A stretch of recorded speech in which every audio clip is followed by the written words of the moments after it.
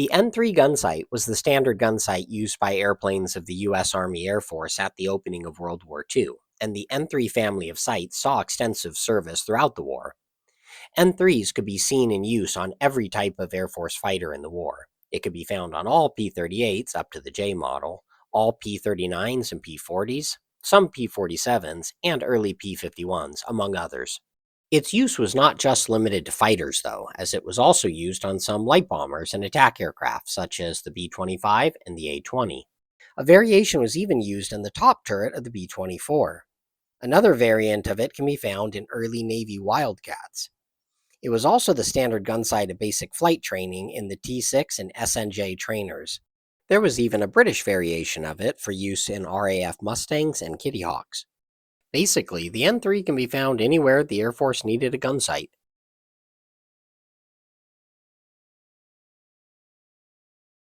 The N-3 family has three main variants: the N-3A, the N-3B, and the N-3C. The first model, the N-3A, was based on the Air Corps' first operational gunsight, the N-2, and was really only a minor upgrade to it. The B and C can be distinguished from the A by the connector. The A has a press fit with a single pin, and the B and C have a screw-on connector with two pins to accommodate a dual filament bulb and allow the pilot to select between filaments. The standard bulb for N-3 sights is the dual filament GE Mazda 844. The N-3C can be distinguished from the earlier models by the bulb access. On the A and B, the access hatch is attached with screws, whereas on the C it opens with push buttons for ease of changing mid-flight. Early N-3As have a metal identification plate attached to the front of the sight. Later models have the plate on the side. The Service Tool and Engineering Company of Dayton, Ohio was the primary maker of N-3A sights. They also made N-3Bs and Cs along with EA Laboratories of Brooklyn, whose ID plates are printed on the side of the sight. The standard reticle for the N-3 was a 70 mm ring and dot. Later variants have the ring segmented. Other unique reticles used on other variants of the N-3 can be seen here.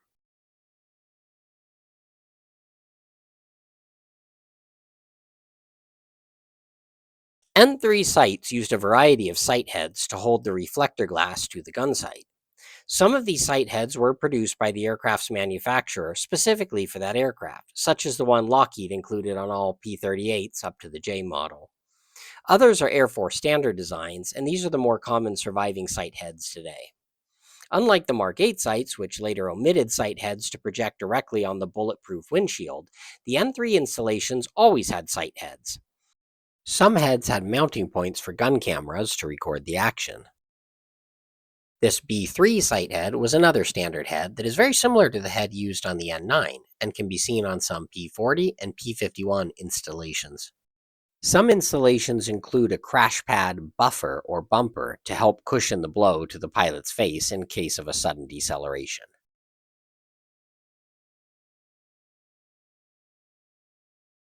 Use of the gun sight for bombing required a variable deflection sight glass. The A1 model was the primary sight head utilized for this purpose and saw use on the P40, P51, B25, and B26, among others. The later A2 variant removed the large knob, again like the bumper, for the safety of the pilot's face. Here, a very large bumper protects the pilot from the A1.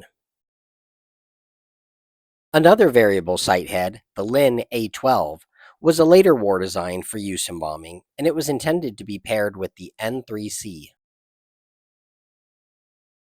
Now, let's take a look at some interesting variants of the N-3. Most every U.S. World War II fighter pilot's first encounter with a reflector gun sight would have been in the T6 or SNJ basic trainer.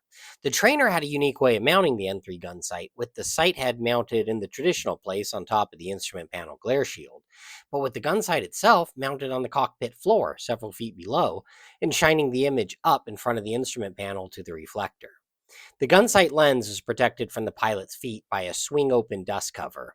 Because of the distance between the sight and the reflector, a smaller reticle plate was used in these installations to get the correct reticle image projected. The Air Force looked to use the N-3 in a turret installation, but the height of the sight head prevented it fitting in the turret. The answer was to shorten the head, and this became the N-5 gun sight. The N-5 introduced a unique reticle with stadiometric ranging marks, although this example here uses a standard N-2 ladder-style reticle. The N-5 saw use in the Martin top turrets of the B-24C and the B-26.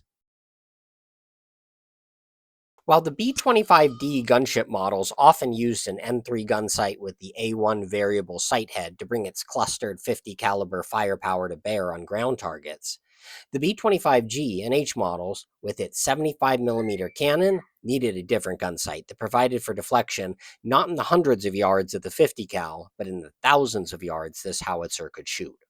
The solution was the C1 sight head. An external control box allowed the pilot to set the range, and a signal was sent electrically to the gun sight to make the deflection and display the range. There was one single member of the N-3 family that was used by the Navy, the N-2AN, AN being Army Navy, and it was used in early Wildcat fighters. It is essentially an N-2A or N-3A design with a Navy-style crosshair reticle. This is the sight you see in the cockpit in photos of Navy Wildcat aces Butch O'Hare and John Thatch. One last variant of the N-3 was built not for the US, but for the British to use in their RAF Mustang and Kitty Hawk fighters. The S-8 gun sight was based on the N-3A with some minor changes. It used a British-style bulb and had a unique stadiometric ranging reticle somewhat similar to that used on the N-2, but with the ranges displayed. It was made by the Star machine manufacturers, the only N-3 sight made by them. It's unclear if the RAF used this sight in operations, as they had access to the far superior Mark II gun sight on which the US Navy Mark VIII and later the Air Force N-9 gun sights were based.